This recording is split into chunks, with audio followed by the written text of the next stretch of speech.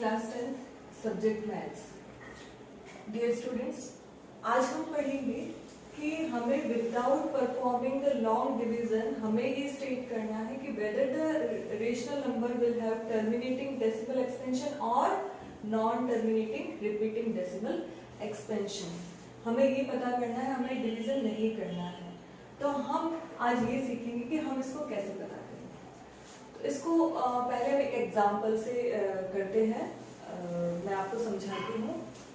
देखिए, rational number जब आपके पास दिए हो, कोई भी रेशनल नंबर p/q फॉर्म में, उसमें दोनों ही नंबर कैसे होने चाहिए, हमारे पास को प्राइम फॉर्म में आने चाहिए। को प्राइम आपको पता ही है, जिनमें 1 के अलावा कोई भी कॉमन फैक्टर नहीं होता है।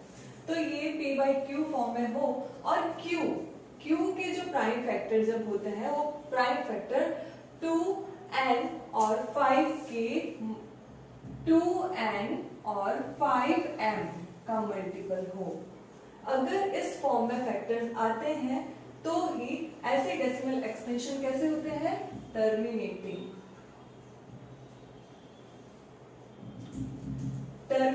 Decimal expansion. सपोज इनके साथ कोई और नंबर आ जाता है, कोई और प्राइम नंबर आ जाता है, तो वो क्या बन जाएगा, 2n 5m इनटू दूसरा कोई प्राइम नंबर 3 7 या 11 13, कोई और प्राइम नंबर इनके साथ जुड़ गया तो ये बन जाएंगे नॉन टर्मिनेटिंग। कैसे बन जाएंगे, नॉन टर्मिनेटिंग। तो इसके लिए सबसे बड़ी कंडीशन ये है कि 2n और 5m के फॉर्म में ही इनकी प्राइम फैक्टर्स आने चाहिए। दूसरी बात कि जो है या तो फिर 2 हो या 5 हो। क्यों? क्योंकि अगर सपोज 2n है और 5 की पावर 0 है, m की वैल्यू क्या है हमारे लिए 0, तो 5 क्या हो गया, 1 हो गया, तो भी ये क्या हो जाएंगे, टर्मिनेटिंग। और अगर 2 की पावर 0 है, n की वैल्यू क्या है, 0 है, और 5 की पावर कुछ भी है, और तो ये क्या हो गया, तब भी ये टर्मिनेटिंग डेसिमल एक्सपेंशन शो करते हैं। बस 2 और 5 के मल्टीपल के उसमें ही फैक्टर्स होने चाहिए, उनके अलावा कोई और फैक्टर्स आएंगे तो वो हमारा डेसिमल एक्सपेंशन नॉन टर्मिनेटिंग हो जाएगा। तो आइए हम कुछ एग्जांपल से इनको प्रूव करते हैं। हमारे पास एक नंबर है 35/50। हमने एक नंबर लिया है, रेशनल नंबर लिया है 35/50। अब देखिए 35 के हम प्राइम फैक्टर्स करते हैं, क्योंकि हमने बात की थी कि को प्राइम भी होने चाहिए। तो हम देखते हैं क्या इनमें कोई कॉमन फैक्टर्स तो नहीं है। 35 कम्स इन द 5 टेबल, तो 35 को हम लिख सकते हैं 5 into 7। अच्छा, 50 के प्राइम फैक्टर्स करते हैं,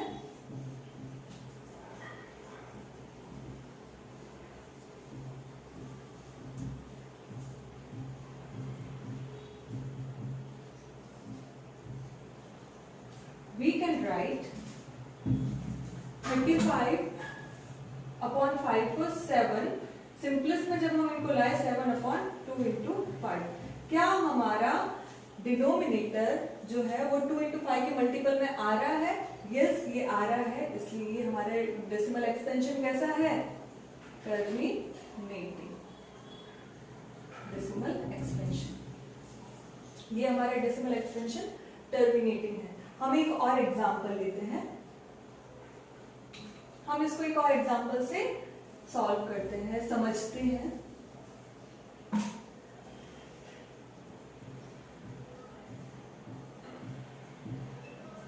ये हमने लिया एक rational number 29/343। 29 is a prime number, तो 29 जो है ऑलरेडी एक प्राइम नंबर है। अब 343 के प्राइम फैक्टराइजेशन करते हैं। It comes in the table of 7.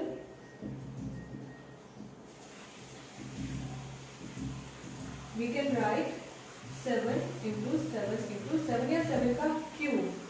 क्या ये 2 into 5 के मल्टीपल में आ रहा है? ये नहीं आ रहा है। तो ये कैसा है हमारी ये रेशनल नंबर? ये हमारी जो रेशनल नंबर है ये हमारा नॉन टर्मिनेटिव है। कैसा है? नॉन टर्मिनेटिव। आई होप आपको समझ में आया होगा। हम एक और एग्जाम्पल से इसको समझते हैं। 17/8. 17 itself is a prime number. Now we will find out the prime factors of 8, that is 2 into 2 into 2. So it comes in the form of 2 to the power n. So और 5 जो है 5 की power 5 नहीं है factor में, it means 5 की power क्या थी 0 थी, 5 की वैल्यू 1 थी। So it is terminating. अच्छा एक और चीज है, आपको ये पता करना है कि terminating decimal expansion up to how many digit. अब देखिए यहाँ पे 2 की पावर कितनी आ रही है, 2 की पावर 3 आ रही है, तो ये डेसिमल के बाद 3 डिजिट तक हमारा टर्मिनेटिंग होगा। आप करके देखिए, आप देखेंगे कि 3 डिजिट तक ये डिवीजन परफॉर्म होगा, उसके बाद ये जो है डिवीजन वो कंप्लीट हो जाएगा। देखिए 17 को अगर हम 8 से डिवाइड करते हैं, 8 2 जा 16, 1 डेसिमल 0, 8 1 जा 8, 2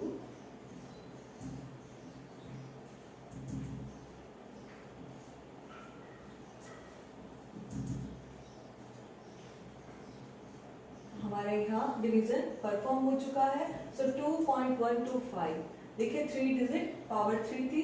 अच्छा जो 2 n और 5 की पावर m जो मैक्सिमम पावर होती है, दोनों में जो सबसे ज्यादा पावर होगी उतनी डिजिट तक हमारा डेसिमल एक्सपेंशन जाएगा।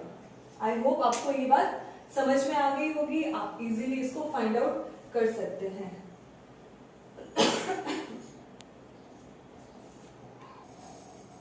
Hello student.